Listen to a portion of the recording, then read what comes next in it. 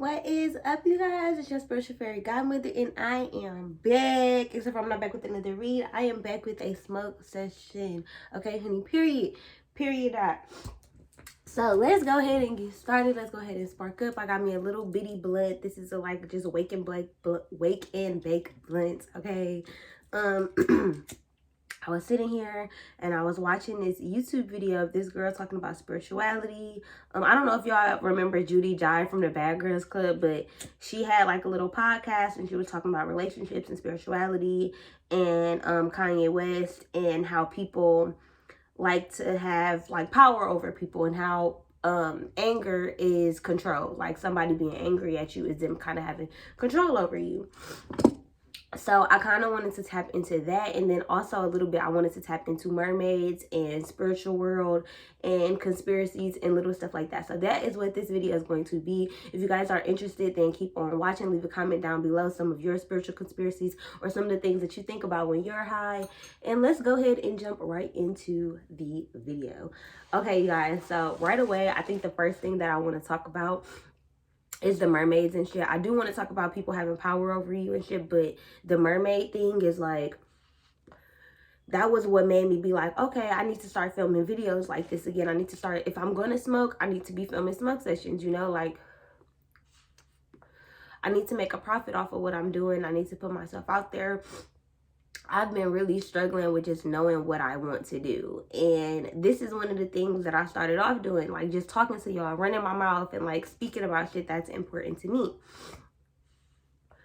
And this is one of those things. So basically, right before I decided to film, I saw a siren. I saw a mermaid in my mind's eye, and she just kind of like went past my eyes. She was blue. She looked like an avatar, and I knew she was a siren. I knew she was a siren instead of a mermaid. I don't know why or how I knew, but I heard that, and then something just flew across my screen. But I heard that in my mind, like when I saw her float past, like it was like that. And when I saw her float past, she looked like an avatar. And I heard the name Siren, and instantly, like, she mesmerized me like so quickly. Like it was just like she caught my attention. Like I don't know what other way to explain it, but like y'all know when you just thinking about something and you have like a memory flash or you see something in your mind's eye. I just saw her in what I feel like was my third eye, because I was in the middle of talking. I was in the middle of using my mind. So I know it wasn't my mind. It wasn't my mind that created that picture. It was my third eye, because it was already something in my mind and she distracted what was already in my mind and showed me herself. So right then in that moment, I knew that she had some kind of power to get attention, like to take attention off of other people and put it onto herself. Like she's a go-getter. Like I just heard she's a runner, she's a track star. I don't know, like it just feels kind of like she forces you to not run away from your problems. Like she forces you to kind of see you, you know. So when she's mesmerizing you, when she's like calling you in, using her song, using her beauty, they say that aliens, bitch, what the fuck? They say that mermaids are super beautiful, like in TV and all of that stuff. And why they depict them as beautiful, because they don't fucking look like that, obviously. But they don't fucking look like a human at the top. Like they look the farthest thing from fucking humans. But the reason why they depict them as beauty is because they are meant to show you yourself. Like, and sometimes they show you the ugly side of you, and sometimes they show you the pitiful side of you. But I think that's where the beauty lies, in where maybe you felt sorry for yourself, or times where you feel bad about something. Or the beauty of the human experience is compassion and is love. Like love is the highest frequency known to man, known to us as human beings. We don't know what the highest frequency is up there, but the number 144, like what they claim, like the twin flame number, it's a frequency. Like it's a frequency of love. It's a frequency of commitment. It's a frequency of not only committing to your journey, but committing to something. It's like making something solid or making something earthly.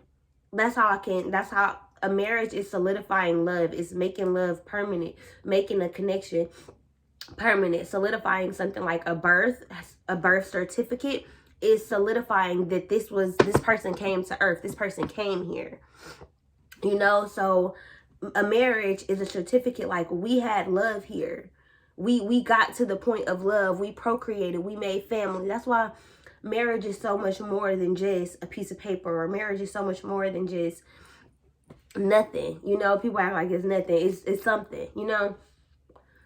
It is you verifying, like, I am of love, I can be of love, you know. Proving that you love something, you love yourself, you love other people, and then y'all just heard love you. I feel like that's how we get into heaven, or that's how we ascend. Like, even if you recognize your journey to self-love or your journey to ascension, you don't ascend until you start to love on yourself. You don't ascend until you treat yourself better, or you treat the people around you better, or you treat your situation better. That's when you notice you start to ascend, because you have love for yourself, or you have love for other individuals. You can forgive people. Ascend from an energy of upsetness because you have forgiven, because you use love as a frequency to forgive. Does that make sense? Okay, yeah. Anyway.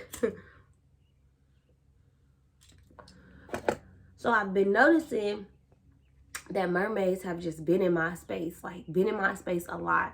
And really have been in my space all my life because my daughter loves mermaids. But as of recently, that's all she watched. That's all she wanted to look at. She calls herself a mermaid, the mermaid princess.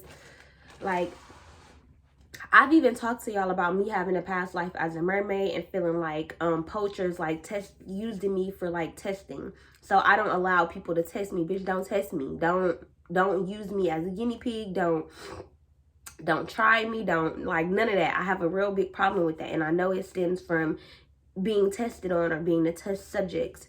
So when I think about mermaids, I feel like the message that's coming to me is like trials and tribulations, like being tried or being tested or being shown yourself. Like, when I think about mermaids, I think about a divide. You're a human and you a mer person. Like, you're of earth, but you're also of sea. You know, like, and that's just the depiction that we see. We don't even know if that's for real, but if that's how they're depicting it, Hollywood is on to something. Like, I feel like everybody in the Hollywood industry, everybody who makes movies, cartoons, stuff like that, they are also in a higher dimension. They are very spiritual. They have very much aligned and came here and decided to put gems of information into our space. I feel like film directors, people, and Jonathan keeps saying, like, I could be a director, but like, just being able to see a vision and have a vision and be able to bring it to life, being able to be a prophet and prophesize maybe a past life, a world that we've been in. Like, when I watch movies and shit, it's just like, this shit ain't no way that these feelings and these emotions and this storyline and this shit is not real. There's no way you just put this shit out your ass. There's absolutely no way that you could depict this much emotion out of nowhere. You lived that life. Whatever role you got, bitch, you lived that life before. For sure, 100%. Like, and we got to think about how short our lifespan is as humans. And when I think about mermaids, like, I think of like something that can, like, I think of a dinosaur, like something that we don't know the lifespan of it, but our lifespan as human beings, think about it, living 100 years is not fucking a long, like 100 years is not a long time. But in our world, to live for 100 fucking years, that's like, oh my God, that's so grand. And I feel like we're not supposed to be living that long. Like, it's crazy because before Adam and Eve, all this shit, they eating all these fruits and vegetables, they eating all this healthy shit. So of course they could sustain life for a longer period of time. But also life was different at that period of time. They didn't have all of what is in our DNA in theirs. You know, so ours have been tainted year after year after year, generation after generation after generation. There's more in our DNA. There's more in our food. There's more in the things that we take into ourselves. So there's more that we need to see. There's more that we have to discover. There's more that we have to figure out. And I don't think there will ever be enough time to figure all of it out in this lifetime. And I feel like we strive towards having shit figured out. And a part of being on this earth is recognizing that we don't have anything figured out. Psychics, us spiritual people, us conspiracists, us scientists, shit, everybody in the world, none of us have everything figured out. If we had everything figured out, we would not be here. We would have already ascended past this. We all are human beings for a reason. We all came back here to figure some shit out, to learn some kind of lessons. So to think that we're ever going to have shit all the way figured out is an illusion. It's a lie. And I think that's kind of what sirens or mermaids kind of dismantle. They dismantle the illusion. They show you yourself. They call, like, I keep hearing, go back to the water, but never really knowing why. I don't know. I'm just hearing Moana. It's like the water calls you. Like when the water is your emotion. Water holds memory. All the water on this earth has been here at least 6 times. That's what they say. So when you think about how many times water has turned into a gas or a liquid or a solid or whatever, and then has 1111 has reincarnated itself here, or has come back here, ended up back here. Even like shit, when you think about the sewer system, water going from the toilet and then going in the sewer, and then maybe somehow that water is not just vanished from the earth, even though it had all this toxic shit in there. It's somewhere here on this earth serving a purpose elsewhere, even though we don't think about the toilet water that we flush no more. It's still somewhere in this earth serving a purpose, just like us, us as beings. Sometimes people don't think about us when we die, but we still go somewhere to serve a purpose. And I feel like mermaids' purpose is literally to kind of show us the good, the bad, the ugly. Like they call onto you, like they kind of, for some reason I just heard they latch onto you like an octopus. Like it feels like they could even have like suctions on their tails or something, and that's how they like lay on rocks and be chilling. I don't fucking know. I don't know everything. But when I think about mermaids and all of this beauty and all of this stuff, I feel like it's not fictional. It's very, very true, but it's also symbolic to the beauty that we hold within ourselves, the beauty that comes with our emotions. Because mermaids, they live in water. Water is what? Water is our emotions. It's our feelings. When we cry, when we sweat, water is everything. Water is what makes up our body. Like we can't live a life without water, meaning we can't live a life without emotions. We can't live a life not feeling. This is not possible. And I think maybe when you're in a state or a trance of not feeling, or you're numb, or you're going through something, I feel like mermaids probably come to you to show you either, hey, you are so beautiful. You have this life that you can live. Your emotions are beautiful. You don't have to sit in your emotions and look at them as a negative all the time. Sometimes you can use your emotions as a roadmap. Okay, I'm feeling this type of way, but why am I feeling this type of way? What made me feel this type of way? What is invoking this feeling in me? Like questioning your feelings, getting to know your feelings is important. And I feel like the mermaid entity is kind of a visual representation of your emotions are beautiful. Like what you go through, what you experience, even anger, even being mad, is sometimes you have to allow yourself that emotion, because if you don't and you tame it, I feel like eventually it's gonna erupt, or eventually something is gonna happen, so thinking, wow, we have all these spectrum of emotions, and a lot of the time we refuse to feel them. A lot of the times we don't want to feel angry, or we don't want to feel sad, or we don't want to feel upset, or we have all these reasons for why we don't want to feel certain things. And who's to say that these feelings are not what we need to feel in order to heal ourselves? Who's to say that the feelings that we have are not our natural medicine? Are not the emotions of the sea. I said the emotions of the sea, but the medicine of the sea. It's like the medicine of emotions. You think about crying, and crying is medicine. Crying is healing. Crying is releasing. It's releasing something out your body. It is also kind of like refreshing. Like it's refreshing. It's refreshing to kind of recognize that something has been like lifted off your spirit, or something has, you know, you've gotten something off your chest or something. Or think about when you get in a good sweat. It's kind of like, wow, like, okay, you know, like, okay. Or even if you're nervous and you're sweating, you know, like releasing that tension, releasing those nerves, releasing those feelings of anxieties is getting something out your body that does not need to be there at the moment, or, you know, that doesn't serve a purpose at this time. So the visual representation of a mermaid, beauty, usually like coming out of the water, magical, you know, stuff like that. I feel like it's telling you that your emotions are magical. You can make some shit happen. Like, think of like spells and shit. Think about all the shit you say when you mad that actually comes into fruition. Or think about what you can do when you're really passionate about some shit, and you can really just say some shit and believe in some shit and put your all into some shit. Think about what happens. Think about the shit that you say or the shit that you think. All of that shit is magic. We are magical beings. Like me, I talk with my hands. I'm always creating magic. I'm always casting spells. I'm always, you know, like, I'm that person.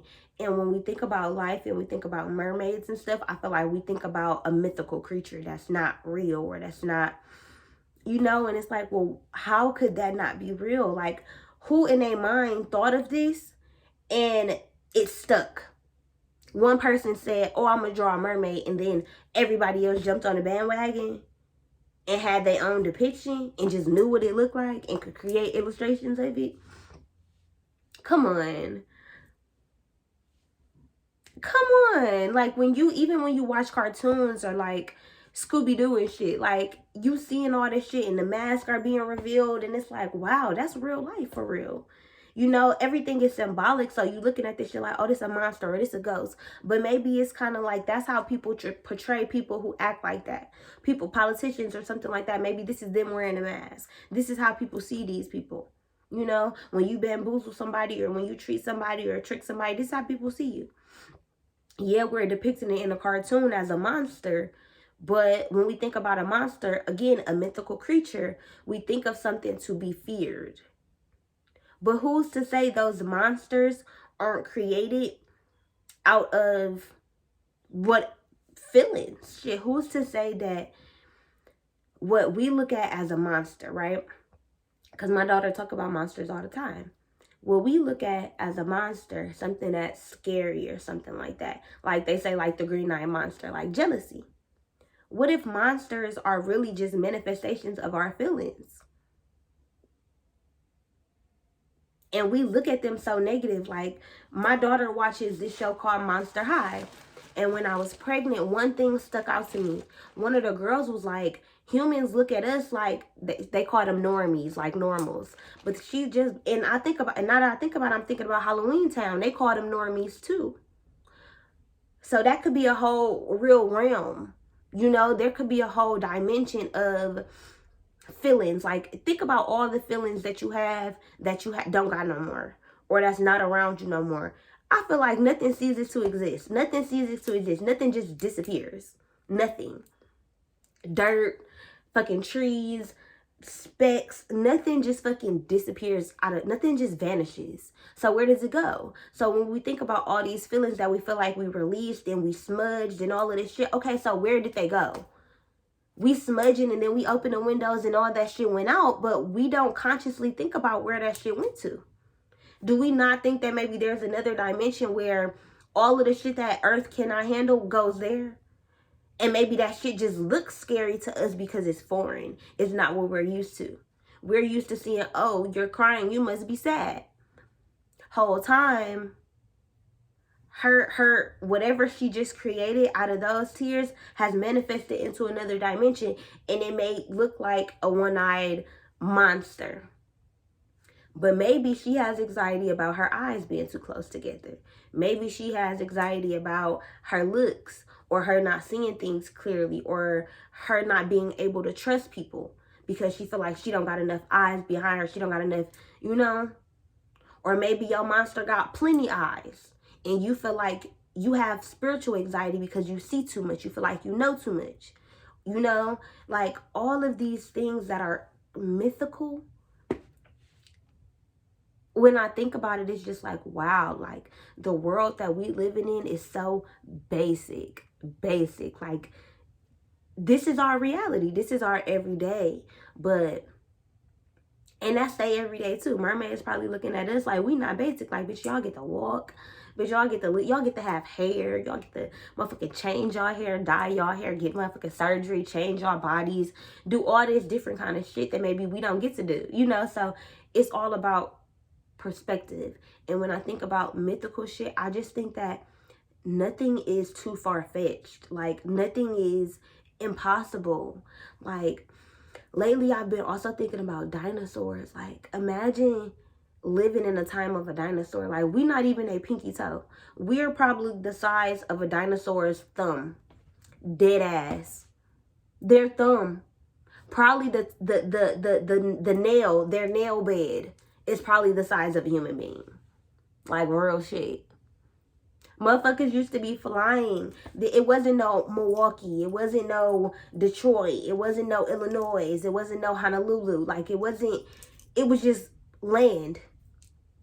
And motherfuckers just probably to get to Milwaukee to get to England, a motherfucker flap his wings twice and he there. Pterodactyls. And dinosaurs that we haven't even named. Shit that we don't even know about. Fucking cavemen. How big was fucking cavemen? How big were humans before we shrunk down to this size? Why is it such a bad thing to be short? Do you know your past life as a giant? Do you recognize how we've descended as human beings? Huh? Like, you know, like, when I really get to thinking about some shit, I really, really, really get to thinking about some shit. Like, for real. And when it all boils down, it's kind of like, wow, nothing is fucking impossible. Like, when I think about my daughter imagination, it just be like, I'll be like, yeah, girl, yup. And then, yeah, oh, for real, yeah. And then I'll be trying to like coax shit out of her, because I know that the imagination that I had when I was a kid was vivid, and nobody could tell me that the shit that I was seeing was false. And I believe that for my daughter. I don't care if she say something about a monster, a ghost, a tiger. She used to say it was a bear in her room, all kind of shit. I take that and I look at the spiritual meaning of it, or I get down deeper into it. I like hop on some shit, because for real, everything in this world is an illusion. Like, everything that you see is an illusion. I don't care what you're talking about. I could look at this water and see some shit in that my partner, I'm sitting right next to somebody, they looking at that shit and they not seeing that same exact shit. Why? Because we all living in different realities. My reality is not your reality. The shit that I'm saying right now could completely go over your head, or you could have a completely whole different point of view, and neither one of us will be wrong. Because this world is multi-dimensional. Like, think about this. Think about this. What if every single human have they 7 dimensions, or I don't know how many dimensions it is, you know? But what if every different human got their own different worlds in their own different dimensions? Do our worlds sometimes collide? Yeah, hell yeah. That's how you have dreams of random people you never met before, or, you know, you have dreams of exes and shit that you ain't thought about, all kind of shit like that, because our worlds collide. Oh yeah, that's true. You know, just like comets and shit and retrogrades and all that shit happens with the planet. That shit happens in the spiritual realm too. However, what if there is an infinite amount of dimensions? Like, what if there is no 5D, 6D, 7D? Bitch, what if we all are already in numbers that we can't even fathom, that we can't even say?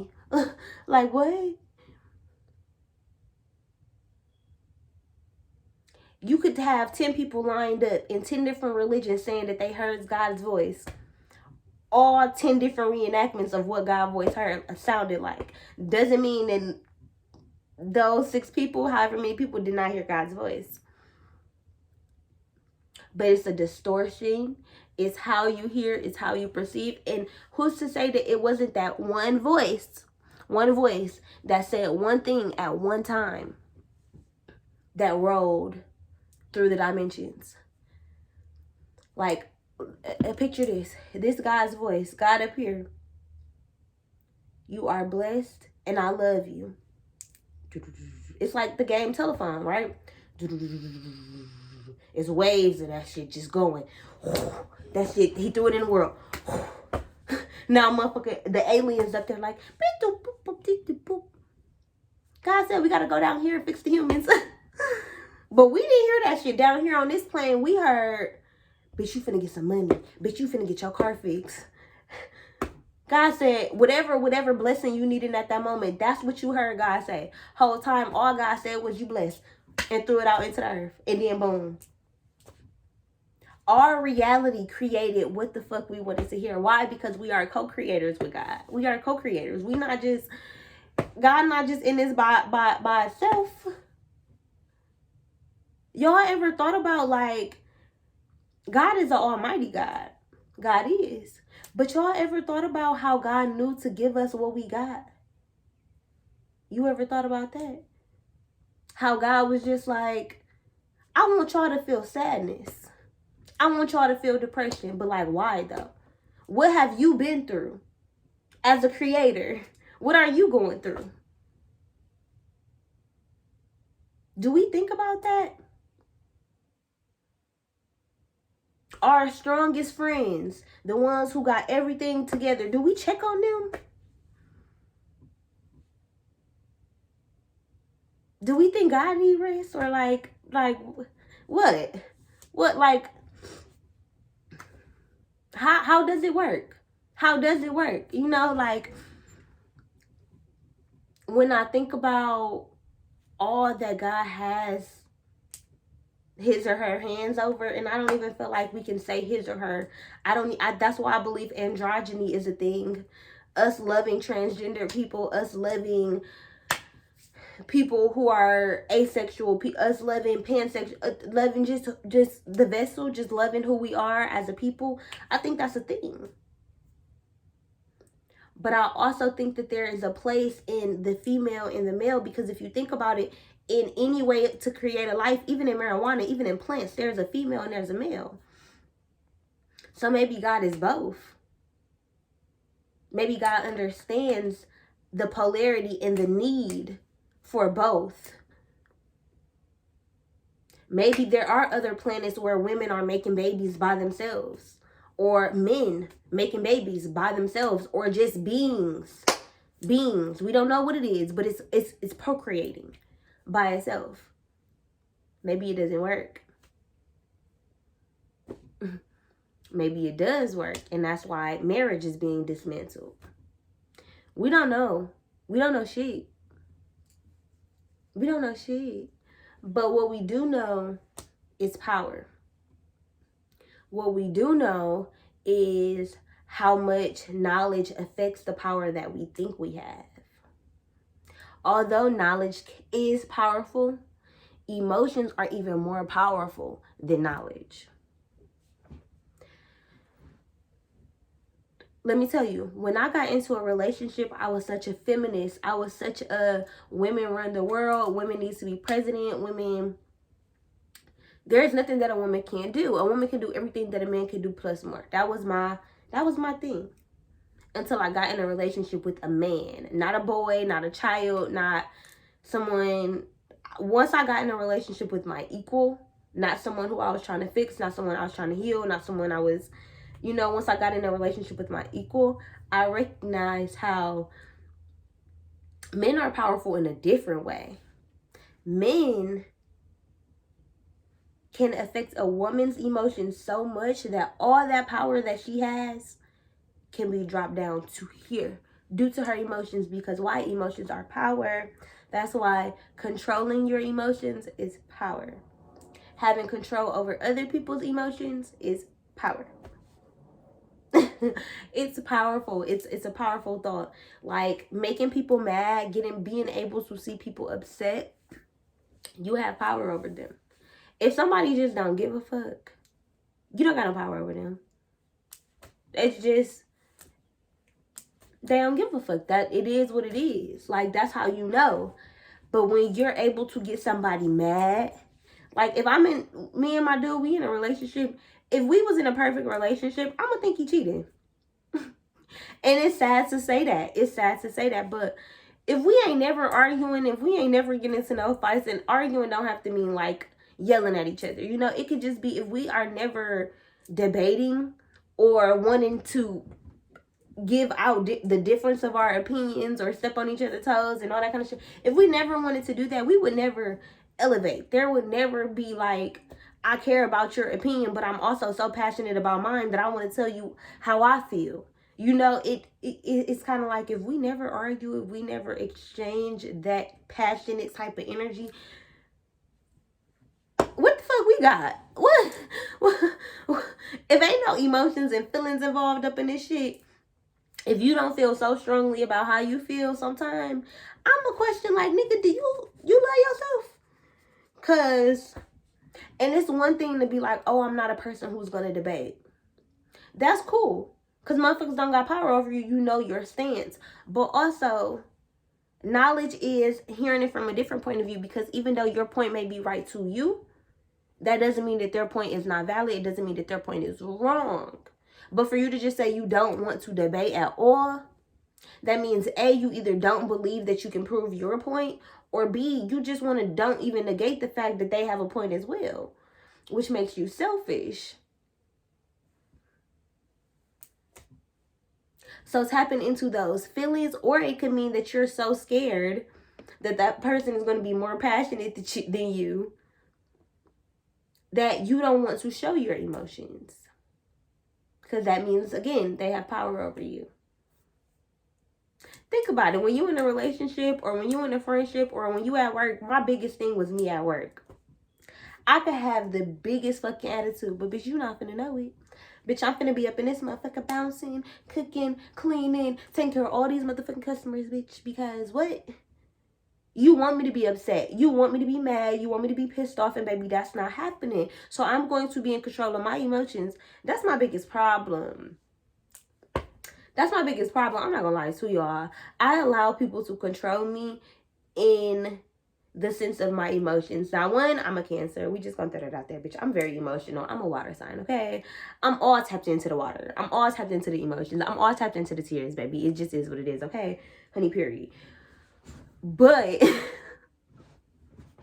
I'm tapped into all of my emotions, bitch. I will cry, I will scream, I will be mad. When I'm overjoyed, bitch, I'm over the moon. Like, bitch, I be like, you know, like my emotions are very extreme in whatever it is that they are.